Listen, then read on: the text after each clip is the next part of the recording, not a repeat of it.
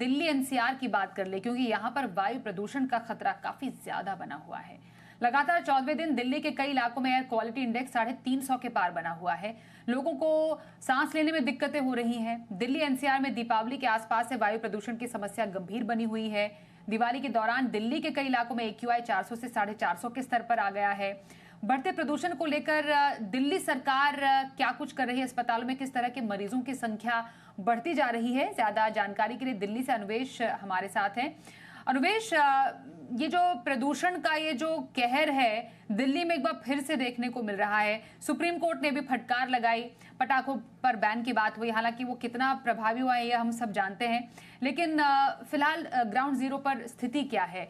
अस्पतालों में मरीजों की क्या संख्या बढ़ रही है? सरकार इसको लेकर अब क्या कर रही है?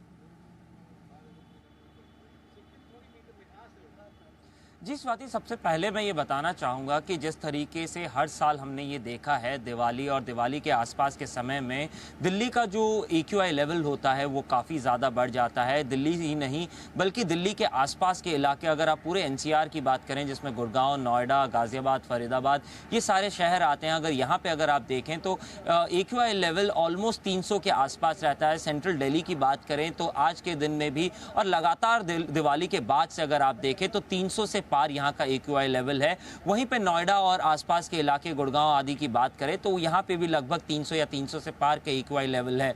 अगर यहाँ पे अगर देखा जाए तो लगातार पिछले 5 से 7 सालों में हम देख सकते हैं पिछले रीसेंट हिस्ट्री में कि दिल्ली का जो प्रदूषण लेवल है वो हमेशा बढ़ा हुआ रहता है। वहीं पे सरकार ने कई तरीके से यहाँ पे स्टेप्स लेने की कोशिश की है। सुप्रीम कोर्ट ने फटकार लगाया कि जब दिल्ली में पॉल्यूशन की वजह से पटाखे बैन थे, फिर किस तरीके से लोगों ने पटाखे जलाए, दिल्ली पुलिस ने या दिल्ली सरकार ने इसमें क्या काम किया है और किस तरीके से काम किया है। और वहीं पे सुप्रीम कोर्ट का ये भी कहना था कि कहीं ना कहीं पूरी तरीके से काम या पूरी पाबंदी, पूरी सख्ती नहीं यहाँ पे निभाई गई, जिसके वजह से यहाँ पे पटाखे भी फटे और उसके वजह से कहीं ना कहीं प्रदूषण का भी मामला बढ़ता है। लेकिन वहीं पर अगर आम जनता से बात की जाए इस वक्त, तो आम जनता का ये कहना है कि इसमें सिर्फ प्रदूषण कारण नहीं है, कई अलग फैक्टर्स हैं जो यहाँ पे इस वक्त पे और कहीं ना कहीं मौसम का जिस तरीके से हाल रहता है, यहाँ पे वेदर चेंज का ये एक ड्यूरेशन रहता है जहाँ पे आप देखें तो आप रेनी सीजन के बाद विंटर्स की तरफ एंटर करते हैं और उसके वजह से जो क्लाइमेटिक चेंज होता है वो भी कहीं ना कहीं इसमें एक इम्पैक्ट रख सकता है। और इसी के साथ साथ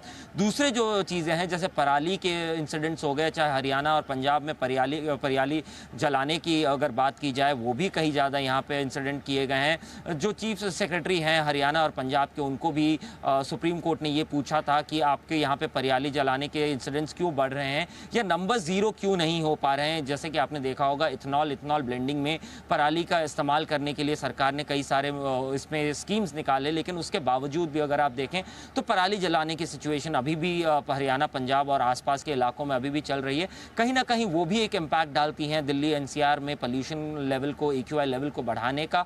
वहीं पर अगर आप बात करें लोग अस्पताल में जा रहे हैं, जी हाँ बिल्कुल सही बात है ये, क्योंकि पोल्यूशन ज़्यादा बढ़ रहा है। स्पेसिफिकली अगर आप बात करें जो छोटे बच्चे होते हैं उनके गले में खराश आने की यहाँ पे चीज़ें दिक्कतें बताई जाती हैं। वहीं पर कहीं ना कहीं सांस लेने में भी यहाँ पे दिक्कत आती है। नॉर्मल आप जब बाहर ओपन एयर में होते हैं तो अस्पतालों में सांस से जुड़ी हुई बीमारियों के मरीजों की संख्या बढ़ी है, जैसा आप अनुवेश बता रहे हैं।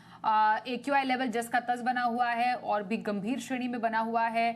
सरकार की तरफ से जो कुछ खाना पूर्ति कर रही है वो हर साल की तरह वैसा हो रहा है, लेकिन दिल्ली वासियों के लिए अब भी ये समय किसी आफत से कम नहीं है।